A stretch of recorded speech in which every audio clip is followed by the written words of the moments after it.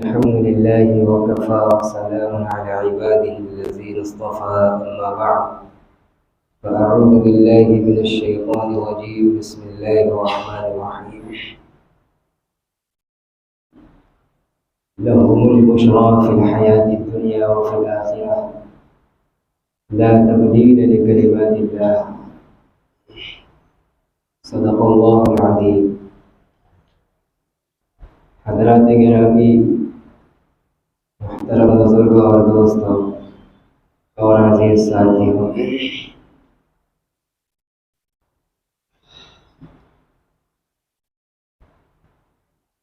ذی الحجہ کے مہینے کا یہ اخیر کا موقع اسلامی تاریخ کی دو عظیم المرتبت شخصیات سیدنا حضرت عمر بن خطاب اور سیدنا عثمان بن عفان رضی اللہ تعالی عنہما کی شہادت کی تاریخ کا مہینہ ہے۔ ان شخصیات کی زندگی کا تذکرہ امت مسلمہ کے لیے باعث رحمت و برکت بھی ہے، اور ان کے حالات و واقعات میں مسلمانوں کے لیے بہت سا درس عبرت بھی ہے۔ بہت سی ایسی باتیں ہیں جو مسلمانوں کو اپنی فلاح و بہبود اور اخروی کامیابی کے لیے ان شخصیات کی زندگی کو، ان کی زندگی کے سنہرے واقعات کو نمونہ بنانا لازم و ضروری ہوتا ہے۔ 18 ذی الحجہ سیدنا عثمان بن عفان رضی اللہ تعالی عنہ کی دردناک شہادت کی تاریخ ہے۔ اسلامی تاریخ کے اندر ایسی مظلومانہ اور اذیتناک شہادت دوسرے شہداء اسلام کی نہیں ہوئی ہے۔ عقیدت و محبت کے ساتھ اور ان کی زندگی کی قربانیوں سے سبق حاصل کرنے کے لیے ان کو پڑھنا اور سننا، ان کا تذکرہ کرنا ہم سب کے لیے لازم و ضروری ہے، اور عام طور سے انہی شہادت کی تاریخ اور مہینے کے موقع پر اس کا تذکرہ کر لیا جاتا ہے۔ اور اس موقع پر حضرت عثمان بن عفان رضی اللہ عنہ کا ذکر کرنے کا ارادہ بھی تھا، لیکن ان شخصیات کی قربانیاں اور ان کی زندگی کے قربانی بھرے حالات و جو واقعات ہیں وہ نبی اکرم صلی اللہ علیہ وسلم کے ساتھ محبت اور آپ کے دین و شریعت کی سربلندی اور حفاظت کے ہی پیش نظر ہیں، اور اس وقت ہمارے سامنے بھی شریعت مصطفیہ کی حفاظت کا مسئلہ درپیش ہے۔ اس لیے اس موقع پر ان بزرگوں کی شہادت کا تذکرہ نہ کر کے اپنی شریعت کی حفاظت سے متعلق جو اس وقت ہمارے سامنے چیلنج ہے، اور اس چیلنج کے پس منظر میں ہمارے موجودہ بزرگوں اور اکابرین کی جو رہنمائیاں اور ہدایات ہیں اس پر توجہ اور اس کا تذکرہ یہ وقت کی اہم ضرورت ہے۔ پچھلے جمعہ کے اندر اس تعلق سے کچھ باتیں ذکر بھی کی گئی ہیں، لیکن ہمارے ملک کے اندر مسلم پرسنل لاء جو ہمارا قرآن و حدیث پر مبنی شرعی قانون ہے، اس کو ختم کرنے کی کوشش ہو رہی ہے، اور اس کے بالمقابل یعنی قرآن و حدیث کے خلاف یکساں civil code, uniform civil code لانے کی پلاننگ اور پروپیگنڈا ہو رہا ہے۔ اس سلسلے میں پہلے بھی عرض کیا جا چکا تھا، اور سوشل میڈیا کے ذریعے ہماری ملی تنظیموں کے لیٹر پیڈ کے ذریعے یہ بات آپ حضرات کو معلوم ہے کہ لا کمیشن نے یونیفارم سول کوڈ کے سلسلے میں دلی تنظیموں سے اور ہندوستانی باشندوں سے رائے طلب کی ہے۔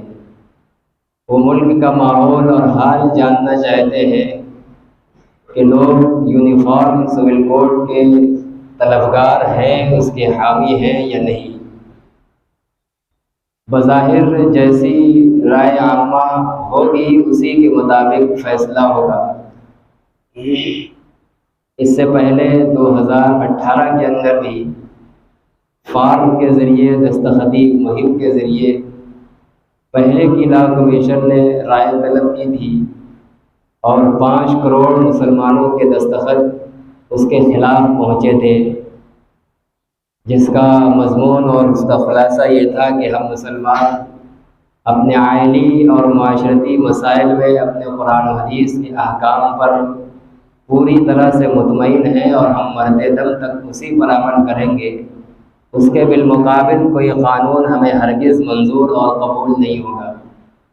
اس وقت کی لا کمیشن نے یہ رپورٹ دی کہ آنے والے 10 سال تک ابھی ملک کے اندر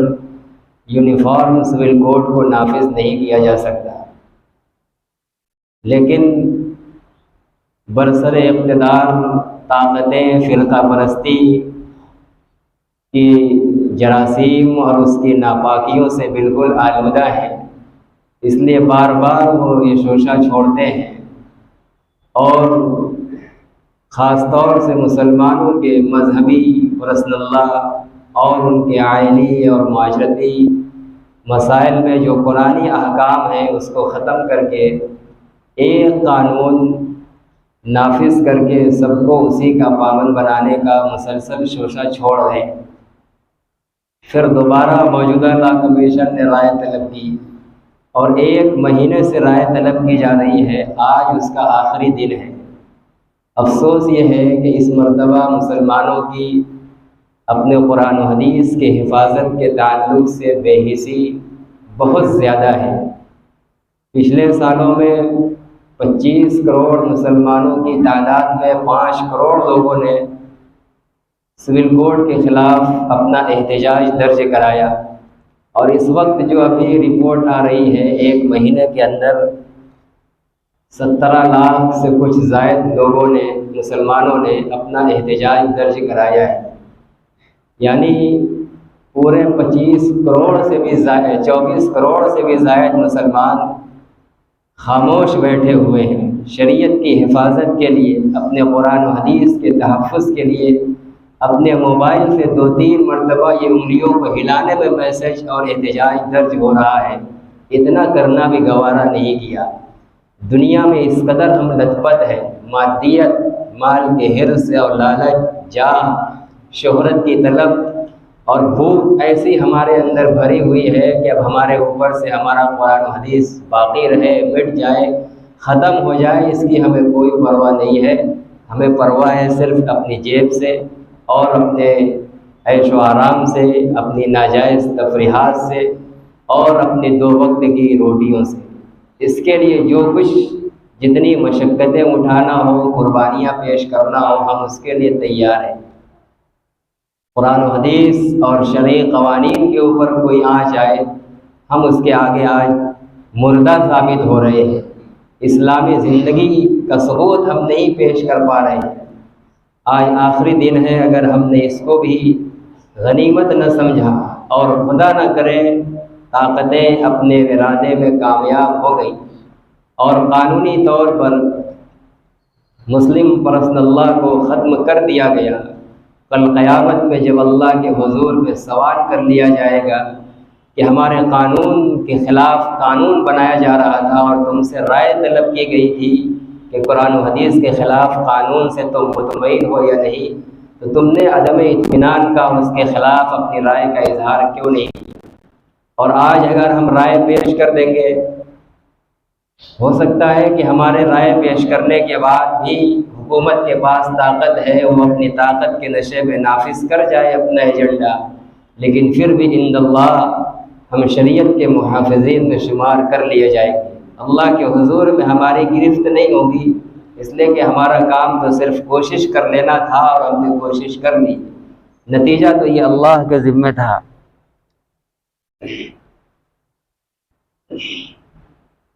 تو اس وقت بہت بڑی بے حسی اور انتہائی تاریخ کی سب سے خطرناک غفلت کا مسلمانوں نے اس وقت مظاہرہ کیا ہے۔ اب سے بھی وقت ہے، جمعے کی نماز کے بعد یہ تحیہ کر کے اٹھے کہ آج کا پورا دن جمعے بعد سے مغرب تک کوئی اپنا دنیا کا کام نہیں کرنا ہے، صرف اپنے محلوں میں اور اطراف و جوانب میں لگ جانا ہے۔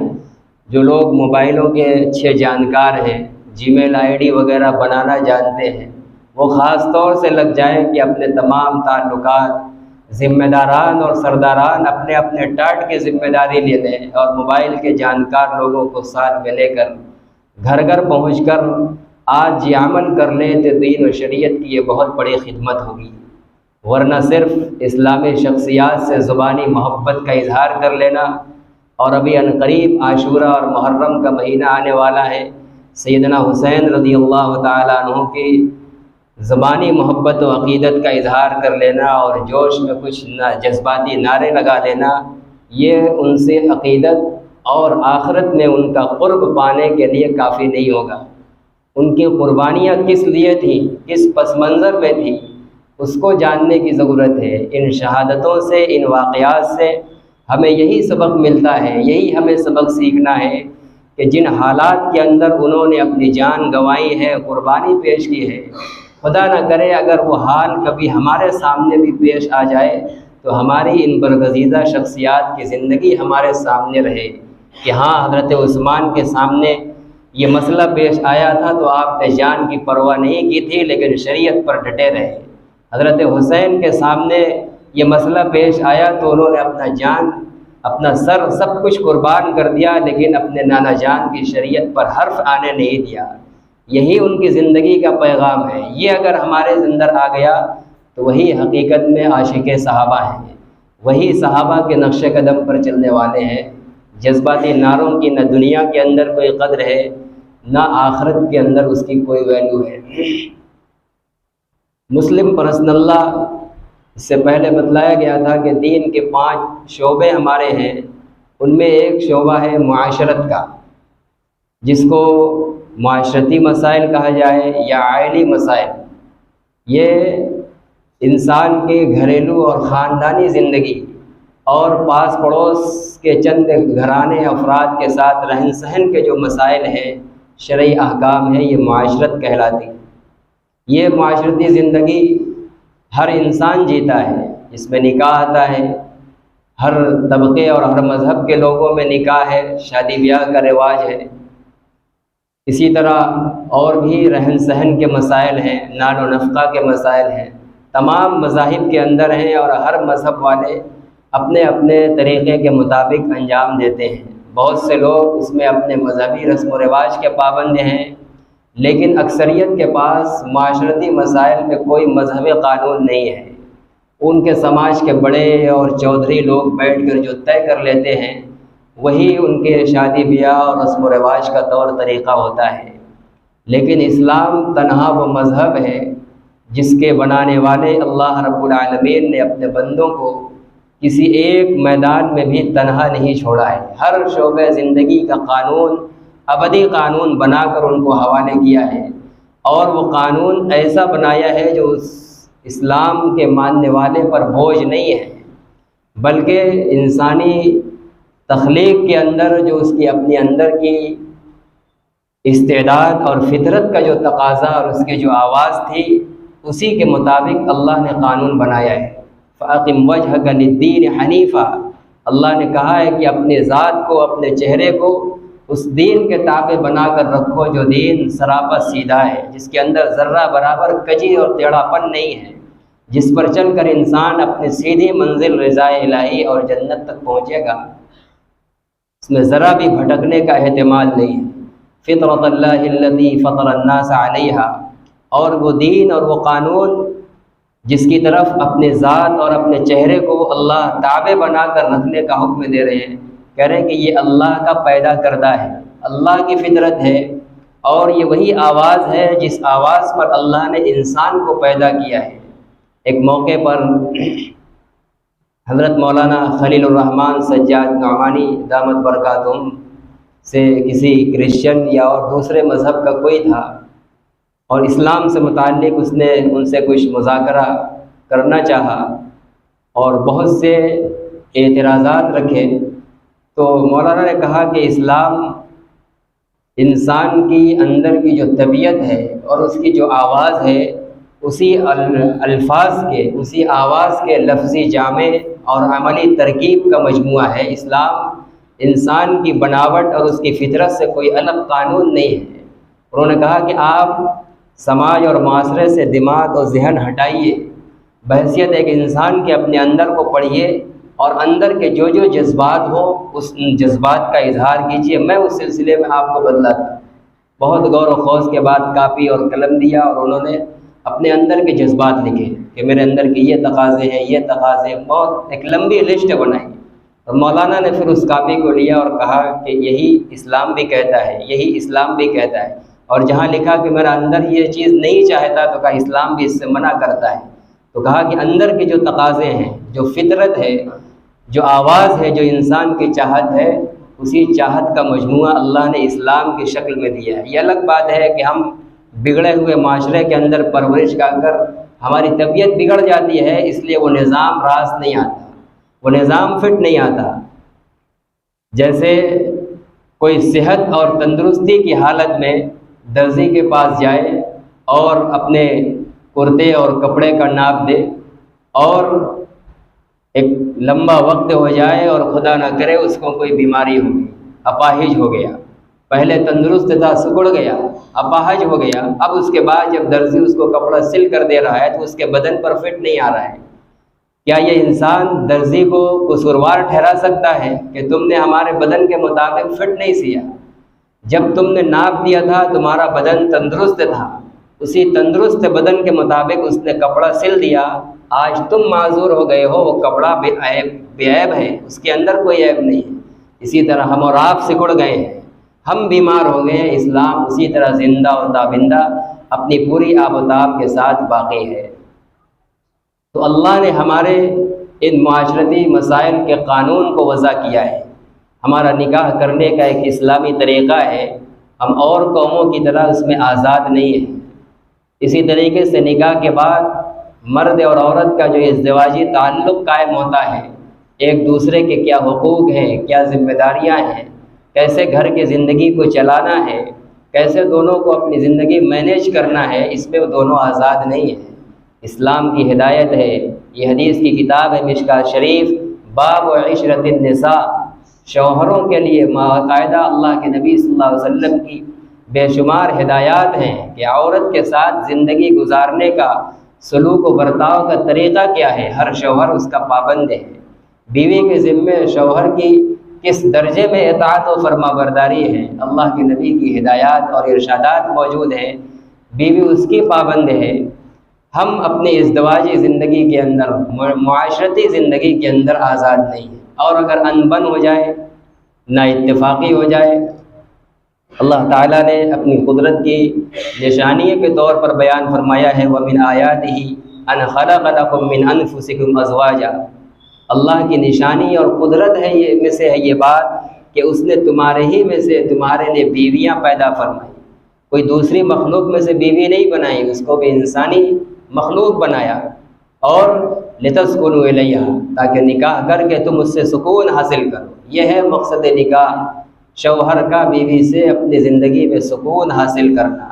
اب اگر اس کو سکون نہیں حاصل ہو رہا ہے، بیوی بد اخلاق ہے، بد کردار ہے، اور یا شوہر کی طرف سے زیادتیاں ہیں، بیوی ٹھیک ہے، شوہر بد کردار ہے، ظالم ہے، نان و نفقہ ادا نہیں کر رہا ہے، اخلاق و مروت اور ہمدردی کا مظاہرہ نہیں کر رہا ہے، جس کی بنا پر دونوں کے اندر انبن ہے،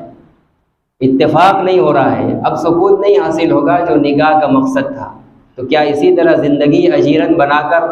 گھر کو جہنم بنا کر زندگی گزارا جاتا رہے گا؟ اسلام اس کا حل پیش کر رہا ہے، بہت سے مذاہب میں حل نہیں ہے، وہ چھٹکارا حاصل کرنے کے لیے جو حاوی ہوتا ہے، جس کو چاہتا ہے قتل کر دیتے ہیں، کہیں بیوی شوہر کو قتل کر دیتی ہے تاکہ ہمیں اس سے چھٹکارا مل جائے، کہیں شوہر بیوی کو قتل کرتا ہے تاکہ اس سے چھٹکارا مل جائے، اس لیے کہ ان کے پاس اپنی زندگی کو اگر نکاح کے بعد خرابی پیدا ہو گئی تو پرسکون بنانے کا کوئی آپشن نہیں ہے۔ اسلام نے اس موقع پر طلاق کا آپشن رکھا ہے۔ طلاق کوئی ظلم و بربریت کی چیز نہیں تھی، طلاق کوئی داغ اور عیب نہیں ہے، یہ اللہ تعالیٰ کا ایک انعام ہے جو اس ماحول اور موقع میں استعمال کیا جاتا ہے۔ طلاق کے بھی حدود و قیود ہیں، اس کا طریقہ ہے، یہ نہیں کہ ہم جیسے چاہیں اس کو انجام دے لیں۔ 3 طلاق کا اختیار ہوتا ہے، لیکن ترغیب بندے کو یہ دی گئی ہے کہ وہ بیک وقت تینوں کا استعمال نہ کرے، اس لیے کہ انسانی قلوب کے اندر، انسانی مزاج کے اندر ایک حالت پر استقرار نہیں رہتا، حالات، کیفیات، تقاضے الٹتے پلٹتے رہتے ہیں۔ عربی میں دل کو قلب کہا جاتا ہے، قلب کو قلب اسی لیے کہتے ہیں کہ قلب کے معنی الٹنا پلٹنا، دل کی کیفیت بدلتی رہتی ہے، آج کسی سے نفرت ہے کل محبت ہو جاتی ہے، آج محبت ہے کل نفرت ہو جاتی ہے۔ اس لیے ہمیں یہ ترغیب دی گئی کہ جب ازدواجی زندگی میں بڑوں کی صلاح مشورے اور ان کی تمام کوششوں کے بعد بھی کوئی نباہ کی شکل نہ ہو تو ایک طلاق کے ذریعے بیوی کو جدا کر ایک طلاق ہوگی، اور اس کے بعد وہ 3 ماہواری اس کی عدت ہوگی۔ 3 ماہواری گزرنے کے بعد نکاح ختم ہو جائے گا۔ 3 ماہواری سے پہلے اگر محبت جاگ جاتی ہے، شوہر کو احساس ہو جاتا ہے کہ نہیں یہ اس لائق ہے کہ اسی کو رکھا جائے، اسی کے ساتھ زندگی گزاری جائے، تو وہ اس سے کہہ دے کہ آ جاؤ واپس، میں تم کو اپنی بیوی بناتا ہوں، تو دوبارہ نکاح کی بھی ضرورت نہیں ہے، وہ اس کی بیوی ہو جائے گی۔ اور اگر عدت کے اندر نہیں دل پلٹا، عدت گزر گئی، بیوی اس کی ختم ہو جائے گی، نکاح ختم، وہ اپنے گھر چلی جائے گی۔ اب وہ دوسرے سے نکاح کر کے اپنی زندگی خوشگوار بنا سکتی ہے، اور یہ دوسری بیوی سے نکاح کر کے اپنی زندگی خوشگوار بنا سکتا ہے۔ اور اگر بالفرض عدت کے گزرنے کے بعد پھر یہ حال اور یہ صورتحال بن گئی کہ دونوں ایک ساتھ رہنے کے لیے تیار ہیں، تو پھر دوبارہ نکاح ہو جائے گا، پھر سے میاں بیوی بن جائیں گے۔ لیکن 3 طلاق اگر دے دی گئی اکٹھا تو پھر اب واپسی کی کوئی شکل نہیں ہے۔ اب اللہ تعالیٰ نے بندش لگا دی کہ عورت جیسی ایک عظیم الشان نعمت کو تم نے اس طرح ٹھکرایا ہے، اس کو الگ کرنے کا یہ آپشن بھی تھا کہ 1 طلاق کے ذریعے کرتے، تم نے 3 کے ذریعے الگ کر دیا، اب یہ مقدس نعمت تم کو واپس نہیں ملے گی۔ یہ سزا کے طور پر ہے واپسی نہ ہونا۔ آج دنیا دوسرے ڈھنگ سے پیش کرتی ہے کہ عورت کی زندگی برباد ہو جاتی ہے، کوئی برباد نہیں ہوتی، اس کے پاس دوسرا آپشن موجود ہے، کہیں اور نکاح کر کے اپنی زندگی خوشگوار طریقے سے گزار سکتی ہے۔ یہ جو دوبارہ اس نکاح کی پابندی ہے 3 طلاق کے بعد، یہ شوہر کے لیے سزا ہے کہ تم اس لائق نہیں ہو کہ اب وہ بیوی دوبارہ تمہارے نکاح کے اندر آئے۔ لیکن چاہت ہوتی ہے، دل پلٹتا ہے، تو اگر قانون شریعت کو فالو کیا گیا ہوتا تو یہ پچھتاوا اور یہ برا دن دیکھنا نہ پڑتا۔ اسی طریقے سے نال و نفقہ، بیوی کا نال و نفقہ شوہر کے ذمے مکمل طور پر ہوتا ہے، رہائش کا انتظام، اس کے روز کے خرچے کا انتظام، کپڑے اور کھانے پینے کا انتظام، دوا علاج کا انتظام۔ جیسے ہی وہ ایجاب کے بعد شوہر قبول کرتا ہے، وہ تمام ذمہ داریاں اس کے کندھے پر عائد ہو جاتی ہیں۔ اور اگر طلاق ہو جائے تو طلاق کے بعد 3 ماہواری تک، یعنی عدت کے زمانے تک، اس کا تمام تر خرچہ اسی شوہر کے ذمہ رہتا ہے۔ عدت ختم ہونے کے بعد پھر اس کے نکاح سے مکمل ختم، یہ اس کے خرچہ سے بری ہو جاتا ہے۔ اب وہ اپنے گھر، باپ اور بھائیوں کی پھر ذمہ داری بن جاتی ہے، اور پھر دوسرے شوہر سے نکاح کرنے کے بعد وہاں کی ذمہ داری بن جائے گی۔ اس طلاق کے معاملے کے اندر یہ ہمارا مسلم پرسنل لا ہے، یہ ہمارا شرعی طریقہ اور قانون ہے، لیکن اس میں ہم لوگوں نے اکثر و بیشتر 99% اس قانون شریعت کو چھوڑا ہوا ہے۔ ذرا سی انبن ہوئی اور معاملہ یہاں تک پہنچا کہ اب نباہ مشکل ہے، نہیں ساتھ رہا جا سکتا، تو 3 طلاق کے ذریعے ہی عموماً نکاح ختم کیا جا رہا ہے۔ اور بڑے حیرت کی بات یہ ہے کہ عموماً جب پنچایت میں معاملہ آتا ہے اور بڑوں اور سردار صاحبان کے سامنے مسئلہ ختم ہوتا ہے تو وہ لوگ بھی 3 ہی طلاق لکھواتے ہیں۔ گویا ہم سب نے یہ سمجھ رکھا ہے کہ 3 کے بغیر نکاح ختم نہیں ہوگا۔ اس کی سراسر بنیاد جہالت پر ہے، اور یہ جہالت کی ابتدا نکاح سے ہوتی ہے جو بالقصد 3 مرتبہ قبول کرواتے ہیں، مولوی کو مجبور کرتے ہیں 3 بار قبول کراؤ۔ اب یہ جاہل سمجھتے ہیں کہ جب 3 بار قبول کیا ہے تو تینوں قبول 3 بار طلاق سے ٹوٹے گا۔ یہ اپنا جاہلانہ تخیل ہے، جس کی بنا پر بہت ساری عورتوں پر یقیناً ظلم ہوا ہے مسلم معاشرہ کے اندر، لیکن یہ ظلم مسلمانوں نے کیا ہے، اسلام نے ظلم نہیں کیا ہے۔ اسلام نے تو صلح و عاشقی کا، امن و شانتی کا اور انتہائی پیار محبت کا طریقہ طلاق بتلایا تھا۔ مسلمان کی طرف سے یہ ظلم ہوا، یہ زیادتی ہوئی، طلاق کا غلط طریقے سے استعمال ہوا اور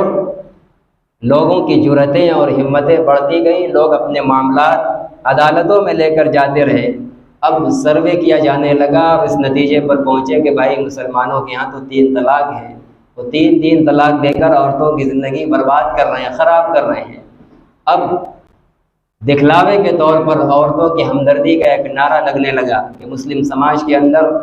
مسلم عورتوں کے اوپر بہت ظلم ہو رہا ہے، ان کے ساتھ ناانصافی ہو رہی ہے، اور پھر اب اس کے ساتھ ان کے انصاف کے لیے وہ قانون بنانے پر اٹھ گئے۔ ہمارے طرز عمل سے انہوں نے یہ سمجھا کہ مسلمان جو کر رہا ہے وہی اس کا اسلامی قانون ہے، اس لیے اسلامی قانون کے خلاف قانون بنانے اٹھ گئے۔ غلطی ہماری تھی، اور حقیقت یہ ہے کہ مسلم سماج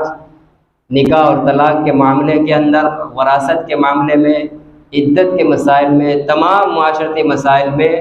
اکثر و بیشتر عورتوں پر ظلم کر رہا ہے۔ اس حقیقت سے انکار نہیں کیا جا سکتا، لیکن یہ ذمہ داری مسلمانوں پر ہوگی، اسلام پر اس کی کوئی ذمہ داری اور اسلام پر کوئی نشانہ نہیں بن سکتا، اس لیے کہ اسلام کا دامن انتہائی پاکیزہ اور صاف ستھری تعلیمات سے لبریز ہے۔ ذرہ برابر بھی کہیں ظلم اور تشدد کا معاملہ نہیں کیا گیا۔ اسلام نے تو یہاں تک کہا ہے کہ جب نباہ کی کوئی شکل نہ بنے اور طلاق کی نوبت آ جائے تو طلاق دینے کے بعد عدت بھر کا نفقہ خرچہ تو واجب ہی ہے، اس کے بعد جب عدت پوری ہو جائے تو عورت کو مزید کچھ رقم اور 1-2 جوڑے کپڑے اس کو دو کہ تاکہ وہ خوشی خوشی کے ساتھ، اور اس کے اوپر جو ایک داغ لگا ہے تمہاری طرف سے اس کی آنسو پوچھائی کا کام ہو جائے۔ یہ ہمارا سماج اس پر عمل نہیں کر رہا ہے، جس کو اسلامی اصطلاح کے اندر متعہ کہا جاتا ہے۔ عدت کا نفقہ واجب ہے اور متعہ مستحب اور پسندیدہ ہے کہ جب عدت پوری ہو جائے تو اس کو 1-2 جوڑے کپڑے اپنی حیثیت کے مطابق اور کچھ نقد روپیے شوہر متعہ کے طور پر اس مطلقہ بیوی کے پاس بھجوا دے۔ اس طریقے سے دل کی کچھ دوری ختم ہو جائے گی۔ اسلام تو یہ بھی نہیں چاہتا کہ طلاق کے بعد دونوں خاندان میں ہمیشہ کے لیے منہ پھر جائے۔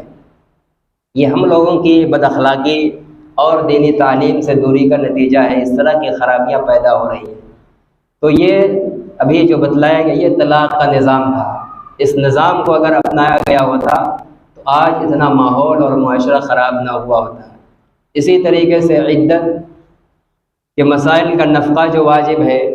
عام طور سے نہیں دیا جاتا، کہیں عورت کے اولیاء اس کے سرپرست طالب ہو جاتے ہیں اور دارالفتہ وغیرہ میں پہنچتے ہیں یا عدالت میں پہنچ گئے تب دیا جاتا ہے، لیکن عامتاً طلاق دینے کے بعد اگر ادھر سے کوئی طلب نہ ہو تو طلاق دینے والا شوہر عدت کا خرچہ بھی نہیں دے رہا ہے، جبکہ وہ اس کے ذمہ واجب تھا۔ اس لیے اب جو سول کوڈ آئے گا ان کا مسودہ اور ان کے ایجنڈے میں یہ بات ہے کہ عدت کو ہی ختم کر دیا جائے گا، عدت کا کوئی تصور نہیں رہے گا، یعنی اگر ایک شوہر سے نکاح میں نکلی تو فوراً دوسرے سے نکاح وہ کر سکتی ہے۔ ہمارے اسلامی اعتبار سے یہ نکاح درست نہیں ہوگا، اور اگلے جس شوہر سے اس کا نکاح ہو رہا ہے وہ شوہر نہیں مانا جائے گا، میاں بیوی دونوں نہیں بنیں گے، نکاح ہی درست نہیں ہوگا، جو تعلق قائم ہوگا وہ بدکاری ہوگا، اولاد اگر پیدا ہو گئی وہ اولاد زانی اور حرام کاری کی اولاد مانی جائے گی۔ تو یہ ہم لوگوں کی کوتاہی اور کمی ہو رہی ہے۔ اسی طرح حضانت ایک چیز ہے جو مسلم پرسنل لاء کے اندر آتی ہے، کسی کو گود لینا، کسی غیر کے بچے کو گود لینا، یہ اسلام کے اندر کوئی بہت پسندیدہ اور قابل تعریف کام نہیں ہے۔ مسلمانوں کو حتی الامکان اس سے بچنا ہے، اور اگر لے لیا تو لے بالغ اپنے اصل باپ کا ہی وارث ہوتا ہے، اور جس نے گود لیا ہے اس کے ترکے میں اس کے مرنے کے بعد یہ لے بالغ وارث نہیں ہوگا، یہ اسلامی قانون ہے۔ لیکن اس قانون کے خلاف ہم لوگ عمل کر رہے ہیں۔ بچہ جب اپنے حقیقی ماں باپ سے لے لیا اور دوسرے نے گود لے لیا، مثلا عمرو کے بیٹے کو زید نے لے لیا، تو اب عمرو جو اس کا حقیقی باپ ہے، اس بیٹے کو وہاں سے عموماً وراثت نہیں ملتی، الا یہ کہ کوئی بہت کشادہ دل والے لوگ ہوں، بہت دل ان کا بڑا ہو، تو وہاں خیال آتا ہے کہ نہیں وہ بھی ہمارا خونی بھائی ہے، اس کو بھی دیا جائے گا، لیکن عام متن نہیں دیا جاتا۔ اور یہ گود لینے والا جب مرتا ہے تو اس کی وراثت وہی لے پالک کو دے دی جاتی ہے، جبکہ یہ درست نہیں ہے۔ وارث اپنے حقیقی باپ کا ہوگا۔ اس نے جو گود لے رکھا ہے، اب اس بچے نے اس کے ساتھ زندگی گزاری ہے، اس کی خدمت کی ہے، اس کے کاروبار میں اس کا معاون مددگار رہا ہے، تو اب اس کو یہ چاہیے کہ اپنی زندگی میں اپنا 1/3 اس کے لیے وصیت کر دے، باقی 2/3 چھوڑ کر مرے گا۔ اس کے جو اور خونی وارث ہوں گے، مثلا اس کی اولاد نہیں ہوئی تھی تو اس کی بیوی ہے، اس کے بھائی ہیں، بھائی نہیں ہیں تو باپ ہے،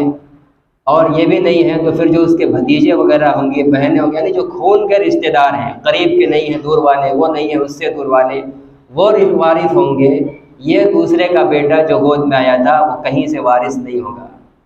لیکن ہم لوگوں کے سماج میں ہم لوگ وارث بنا رہے ہیں جو غیر شرعی طریقہ ہے۔ حکومت بھی اب یہی قانون لانا چاہ رہی ہے کہ گود لینے والا، گود لیا ہوا بچہ اپنے گود لینے والے باپ کا وارث ہوگا۔ یہ غیر شرعی اور غیر قانونی ہوگا، ایسا کرنا جائز نہیں ہوگا۔ اسی طریقے سے تقسیم وراثت، اس کے بارے میں پچھلے جمعہ کے اندر کہا گیا تھا، وہ قانون لا رہے ہیں کہ اب عورتوں کو مردوں کے برابر وراثت کے اندر حصہ دیا جائے گا، اور ان تمام قوانین کا زور و زبردستی کے ساتھ اصل نفاذ مسلمانوں کے اوپر ہوگا۔ یہاں بھی ہم لوگوں نے کوتاہی کی تھی، اس لیے ہمارے یہ مسائل دشمن یہ دیکھتا ہے کہ جب یہ خود ہی عمل نہیں کر رہے ہیں تو اس کو قانوناً ختم کر دو، آئندہ ان کو پھر عمل کرنے کا موقع ہی نہ رہے۔ ہم جو قانون بنائیں اس کو عمل کرنا ہوگا۔ بہنوں اور بیٹیوں کا جو آدھا بنتا تھا وہ ہم لوگ نہیں دیتے ہیں، 99% لوگ نہیں دیتے ہیں، اور اگر بہنیں مانگ لیں تو عیب سمجھا جاتا ہے، رشتہ اور ناطہ ختم کر دیا جاتا ہے۔ تو وراثت کے راستے سے بھی ان کے ساتھ ظلم و زیادتی بے انتہا ہوئی ہے، اور جو چند لوگ دینے والے ہیں وہ بھی آدھا ادھورا دیتے ہیں، مکمل کوئی نہیں دیتا، بہت دے دیتے ہیں، جائیداد کے اندر دیتے ہیں، جبکہ والد کا جو کاروبار ہے اس کاروبار اور بزنس میں بھی بہنوں کا حصہ بنتا ہے، عموماً نہیں دیا جاتا ہے۔ ہمارے شہر کے جنوبی طرف مدن پورہ کے علاقے کے اندر عمومی رواج ہے بہنوں کو حصہ دینے کا، جائیداد میں بھی اور کاروبار کے اندر۔ یہ مخدوم محترم حضرت مولانا مفتی ابوالقاسم صاحب نعمانی کی سالہ سال کی انتک مسلسل جد و جہد اور لوگوں کا ان کے ساتھ عقیدت و محبت کے ساتھ جڑنا جب دونوں طرف سے ہوتی ہے، ایک عالم محنت بھی کر رہا ہو اور قوم عقیدت مندانہ اس سے جڑ بھی رہی ہو، تو اللہ تعالیٰ اعمال پر قوم کو کھڑا کر دیتے ہیں۔ تو الحمدللہ بہت سے مسائل کے اندر، آئلی اور شرعی معاشرتی مسائل میں وہ مدن پورہ کا علاقہ ہم سے بدرجہ بہتر ہے، دین پر مکمل عمل کر رہا ہے، وراثت کے اندر بھی، طلاق کے معاملات میں بھی، اور بھی بہت سے سماجی معاملات میں شریعت کی پاسداری ان کے یہاں غالب ہے۔ تو یہ وراثت کے مسائل میں بھی ہماری طرف سے کوتاہی ہے۔ اسی کو میں نے اس سے پہلے کہا تھا کہ جس معاشرتی مسائل کو حکومت ختم کرنا چاہ رہی ہے، افسوس یہ ہے کہ ہم لوگ عملی طور پر پہلے ہی اس کو ختم کر چکے ہیں۔ نہ نکاح میں شریعت کی پاسداری، نہ زوجین کے حقوق میں شریعت کی پاسداری، نہ طلاق کے معاملات میں شریعت کی پاسداری، نہ بچہ گود لینے کے مسائل میں، نہ ہبہ والے معاملے میں، نہ عدت کے معاملات کے اندر، اور نہ تقسیم وراثت۔ کسی بھی مسئلے میں عموماً بلا مبالغہ ذرا احتیاط کے ساتھ کہہ لیا جائے کہ 98% مسلمانوں کی آبادی ہمارے معاشرے کے اندر ان معاشرتی مسائل میں قرآن و حدیث کو چھوڑے ہوئے ہیں۔ اپنا منمانی مزاج، جہاں جو جتنا طاقتور ہے وہ اپنی طاقت کے مطابق حق کو وصول کرتا ہے، اپنی طاقت کے مطابق دوسرے کا حق دباتا ہے، یہی ہو رہا ہے۔ معاشرتی مسائل میں مسلم پرسنل لاء ہمارے گھروں سے نکلا ہوا ہے، اور آج ملک سے اس کو ختم کرنے کا قانون بنایا جا رہا ہے، مسلسل محنت اور کوشش ہو رہی ہے۔ اب یہ ہماری اور آپ کی ذمہ داری ہے، ہمیں اور آپ کو اپنا ایمان ٹٹولنا ہے کہ ہمارے ایمان کی سطح کیا ہے، ہم اپنے معاشرتی مسائل میں اسلامی اور قرآنی قوانین پر مطمئن ہیں، یا یہی جو جاہلانہ رسم و رواج چل رہی ہے اور جاہلانہ طور طریقے کے مطابق جو معاشرتی اور گھریلو امور انجام دیا جا رہا ہے وہی ہمارے لیے صحیح ہے۔ اگر وہی پر مطمئن ہے، قرآن و حدیث پر مطمئن نہیں ہے، تو یاد رکھیے کہ آنے والا وقت بڑا خطرناک ہوگا۔ ہر مظلوم جب عدالت کا سہارا لے گا، آپ اپنا سماجی جو غیر شرعی طور پر چلا آ رہا ہے بہت سا نظام، اس پر بھی عمل نہیں کر پائیں گے۔ ہر مظلوم عدالت میں جائے گا اور عدالت حکومت کے قانون کے مطابق حق دلائے گی۔ بہنوں کو آپ آدھا نہیں دیں گے تو بہنیں عدالت جائیں گی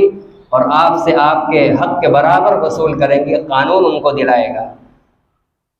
یہ الگ بات ہے کہ وہ ان کے لیے جائز ہوگا یا نہیں ہوگا، لیکن یہ ایک بڑا خطرناک رخ ہوگا۔ حضرت مولانا سید ابو الحسن علی ندوی رحمۃ اللہ علیہ نے کہا تھا کہ دیکھنے میں یہ لگتا ہے کہ دین کے 5 شعبوں میں یہ صرف ایک شعبے کا مسئلہ ہے، لیکن حقیقت یہ ہے کہ جس دن اس ملک کے اندر مسلمانوں نے اپنا مسلم پرسنل لا کھو دیا اور یونیفارم سول کوڈ قانوناً نافذ ہو گیا، پھر عقائد اور عبادات کی حفاظت کی بھی کوئی گارنٹی نہیں ہے۔ بہت جلد مسلمان اس سے بھی ہاتھ دھو بیٹھے گا اور دوسری قوموں کے اندر کفر اور شرک کے ساتھ ضم ہونے کا خطرہ ہو جائے گا۔ اگر اپنے عقیدے کو بتانا چاہتے ہیں، اپنی عبادات اور دینی شعار کو بچانا چاہتے ہیں، حضرت محمد رسول اللہ صلی اللہ علیہ وسلم کی دین پر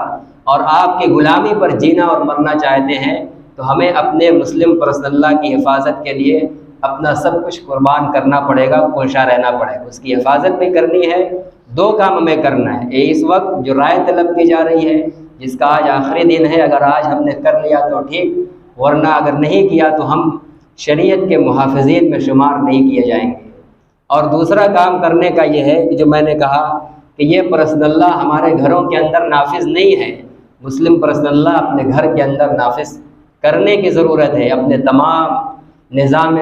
معاشرت کو، نظام معیشت کو، پورا گھریلو نظام و سسٹم 100% قرآن و سنت کے مطابق نافذ کرنے اور جاری کرنے کی ضرورت ہے۔ اور اس کے خلاف جو رائے مانگی جا رہی ہے یونیفارم سول کوڈ کے خلاف، اپنی رائے کو ضرور پیش کریں۔ اور اگر بالفرض ہماری کوشش کے باوجود وہ چیز نافذ ہو گئی، بن گئی، تو پھر ہمارے لیے ایک بہت بڑا چیلنج ہے کہ ہم اب کریں گے کیا؟ کیا حکومت کے بنائے ہوئے قرآن و حدیث کے خلاف قانون پر عمل کریں گے، یا خاموشی سے ہم اپنے گھروں پر پرسنل لا پر ہی عمل کریں گے؟ آنے والا وقت اگر وہ ملک میں وہ قانون بن جاتا ہے، ہم مسلمانوں کے لیے بڑا چیلنج بھرا ہوگا۔ بہت سے لوگوں کو بسا اوقات ہمیں یہ نظر آئے گا کہ عدالت میں اگر چلے جائیں تو کچھ دنیا کا مال جمع ہو جائے گا۔ مثلاً عورتوں کو یہ سوچ سکتا ہے کہ ہم عدالت سے چلیں حق لینے تو ہمیں ڈبل مل جائے گا، اگر گھر ہی پر بیٹھ کر بھائیوں سے مانگیں گے اور شرعی طور پر لیں گے تو بھائیوں کا آدھا ملے گا۔ تو یہ لالچ بسا اوقات عدالت کی طرف لے جائے گی، اور وہ عدالت کی طرف نہیں جائیں گے، بس حقیقت میں کفر اور شرک کی طرف جائیں گے۔ اسلام کا قانون ہی صرف توحید پرستی کا قانون ہے، اس کے علاوہ جتنے قوانین ہیں وہ سب خدا سے بغاوت اور خدا کی وحدانیت کے پار کرنے پر، اس کو پاش کرنے پر۔ اس لیے آنے والے وقت کے اندر بڑے چیلنج ہے کہ اپنے تمام تر مشکل حالات اپنے گھر کے اندر ہی، سماج کے اندر ہی، اپنے دارالفتہ کے اندر ہی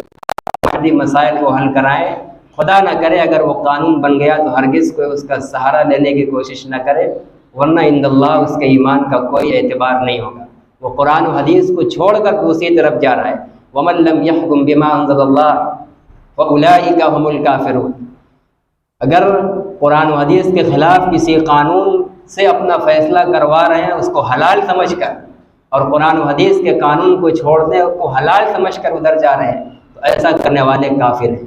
اور اگر حلال سمجھ کر نہیں گئے، صرف دنیا کی لالچ میں چلے گئے، تب بھی دوسری جگہ کا ہے وَمَن لَّمْ يَحْكُم بِمَا أَنزَلَ اللَّهُ فَأُولَٰئِكَ هُمُ الظَّالِمُونَ۔ ایسے لوگ ظالم ہیں،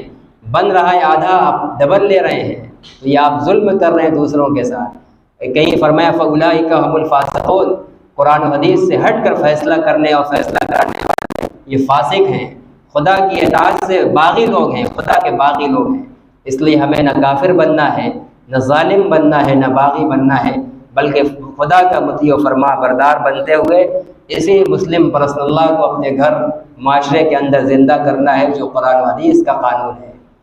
آج کے آخری اس دن کے اندر میں پھر گزارش کروں گا کہ جمعہ کے بعد ذرا ہنگامی طور پر اگر کچھ ٹیم بنا کر نکل جایا جائے اور آج کا پورا دن اسی میں کہ زیادہ سے زیادہ لوگ مسلم پرسنل اللہ یعنی قرآن و حدیث کے قانون کی حفاظت کے لیے اور یکساں سول کوڈ کے خلاف اپنی رائے پیش کر دے تو یہ دین کی بہت بڑی خدمت ہوگی اور ان اللہ اجر و ثواب کا استحقاق بھی ہوگا۔ اللہ تعالی ہم سب کو توفیق دے۔ اور یہ آخری دن بڑا آخری موقع ہے، اس کے بعد پھر تیر کمان سے نکل جائے گی، ہم چاہ کر بھی کچھ نہیں کر پائیں گے۔ اور ایک دوسری چیز جو جمعیت علماء ہند کے اکابر کی طرف سے اعلان ہے کہ آج کے دن کو یوم دعا کے طور پر منائیں۔ یوم دعا کا مطلب نہیں کہ بیٹھ کر بس جمعے کے بعد دعا کرنے ختم، کچھ ٹیم نکل جائے میدان کے اندر جو اس پر کام کرے، کچھ لوگ مسلسل تہیہ کر لیں کہ کھانا کھانے کے بعد آ جائیں اور عصر تک مسلسل دعا اور استغفار میں مشغول رہیں۔ آنا جانا لگا رہے لیکن یہ مسلسل یہ عمل جاری رہنا چاہیے، استغفار کی کثرت اور اللہ تعالیٰ کے آگے رونا اور گڑگڑانا کہ الہ الا العبید۔ یہ ہماری ہی بدعملی اور کوتاہیوں کا نتیجہ ہے کہ آج ہماری آنکھوں کے سامنے تیرا فرمان بدلنے کی کوشش ہو رہی ہے۔ اللہ ہماری خطاؤں کو معاف کر دیجئے اور ہماری کسی بدعملی کے نتیجے میں ہرگز اس کو نہ بدلوائیے۔ ہم آپ کے قانون پر مطمئن ہیں، کسی بندے کے قانون کو ہمارے اوپر نافذ ہونے سے بچا لیجیے۔ ان دعاؤں کا اہتمام کیا جائے۔ نماز جمعہ کے بعد بھی دعا ہوگی لیکن عصر تک آنے جانے کا یہ سلسلہ ہونا چاہیے۔